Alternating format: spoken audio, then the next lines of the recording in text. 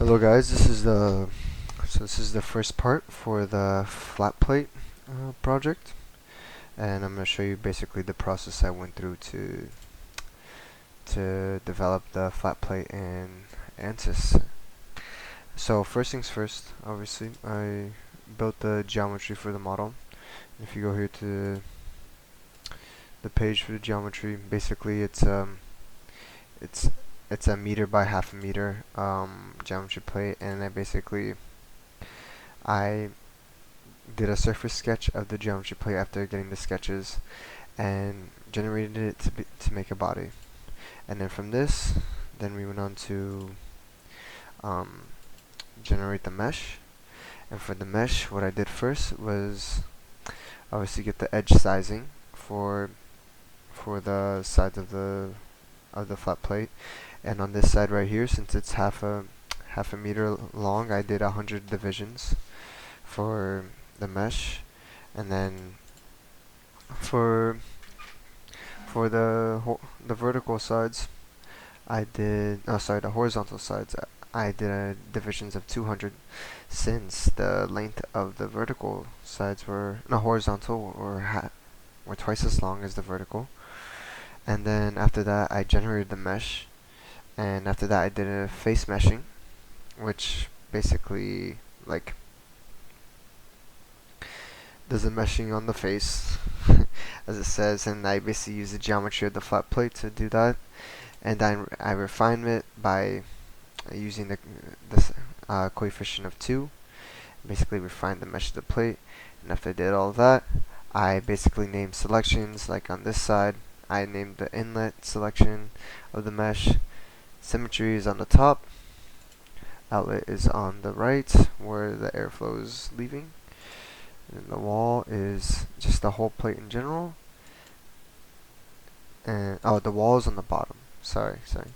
And the interior is just the whole inside of the plate. And after I made the mesh and did the name selections, I then go over to the setup, which leads me to Fluent. And in here, what I first started with was, so first let's see, what was it?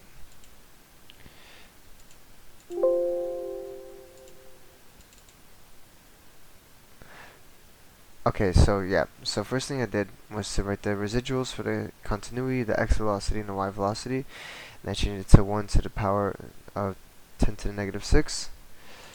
And then after that, I went to, where is it?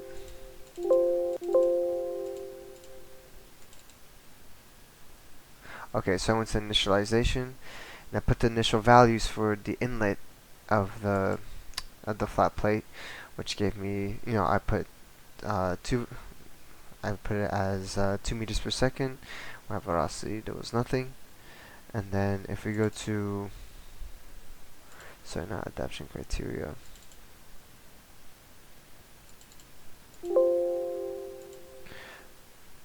What was it? Okay.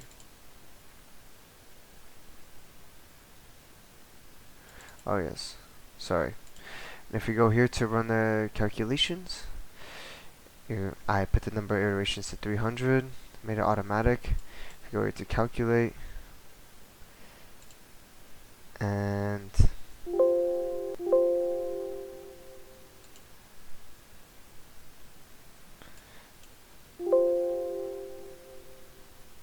okay, there seemed to be a problem for the calculations.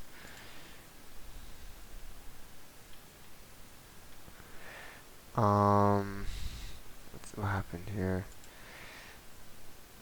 Script phase. That's fine.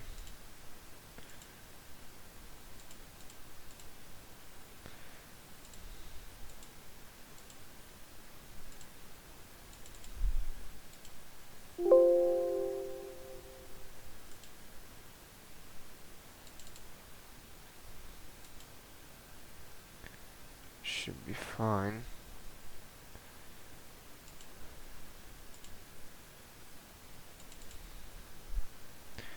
Okay, the boundary conditions, fine.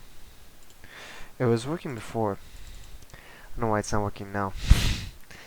This is interesting. Okay. Well, just double checking everything. Should be working.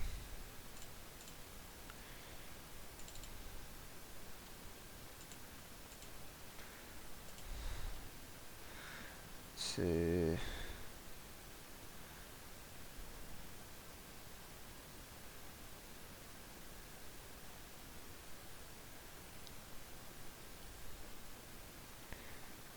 Okay. Well, the calculations aren't being read, but after you get the calculations, I don't know why it's messing up now, because I think it's because I closed and open the file again. After you run the calculations, and then you can see after I do that, I get the contours, which is right here. This is the This is the contours of the static pressure.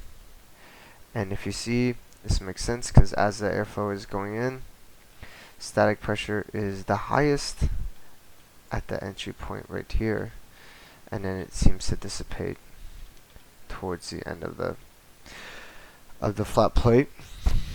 And then if you go to the vector line, and if you just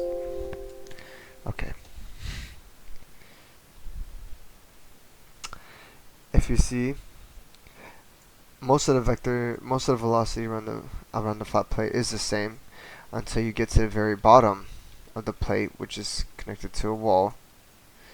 And as you can see, the closer you get, the slower the velocity is, which implies that no slip condition on the bottom of the flat plate.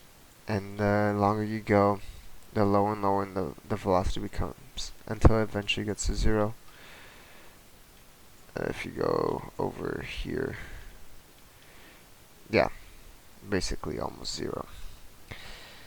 And then after after this, using the data that we got, I basically created line rakes on the midline and the end line. And for the first plot here,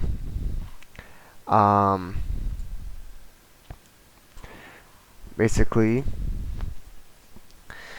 we got the velocity magnitude on the midline of the flat plate. So at the midline, you can see that the curve length, as it becomes longer, the velocity increases at a fast rate until it eventually hits around 0.01, and then it flattens out all the way towards it. Okay, what just happened? Oh, right here. Sorry about that. Alright, well, you guys saw what I was demonstrating. And if you go to plot 2, which is the end line, we plot this graph. Basically the same thing, where it's around like 0.01. The curve length tends to increase, the velocity magnitude tends to increase at a fast rate until the curve length gets to 0.01, and it flattens out, showing that, demonstrating basically the boundary conditions for the boundary thickness conditions for the flat plate. And then if you go to this plot right here, which is the plot for the skin friction coefficient, and so the curve length from the wall, the higher it is, the lower the skin friction coefficient becomes, as you can see, because the closer you are to the wall, right, the higher the skin friction coefficient is going to be, which also reflects on the velocity being lower, closer to no curve length. So getting all these results, if you go to the Excel file, I basically got the values from I got the values from the forces oh no, sorry, the value. I basically got a report of the values from the calculations made, and then I put them into an Excel file for the mid and end lines. This one right here is for the end line. And using these values, I basically graphed the boundary layer thickness on, what's it called, on the horizontal scale of the flat plate. And as you can see, the boundary layer thickness tends to increase at a fast rate and then stop after 0.01 on the end line. And the same thing goes for, sorry, hold on, for the midline. If we go here at 50 centimeters, yep, basically the same thing happens around 0.01. The boundary layer thickness increases exponentially until it hits this point and then stops increasing so much. And then now, from the wall shear stress, we basically calculated. Oh, so after you get all the values and you calculate the forces, you get the total force from the wall, and that is basically your drag force, and I put in here. And then to find the drag coefficient, I basically get the drag force and divide it by 1.5 times the density times the velocity squared and the distance of the flat plate, and that's how you get the drag coefficient. And that should be it.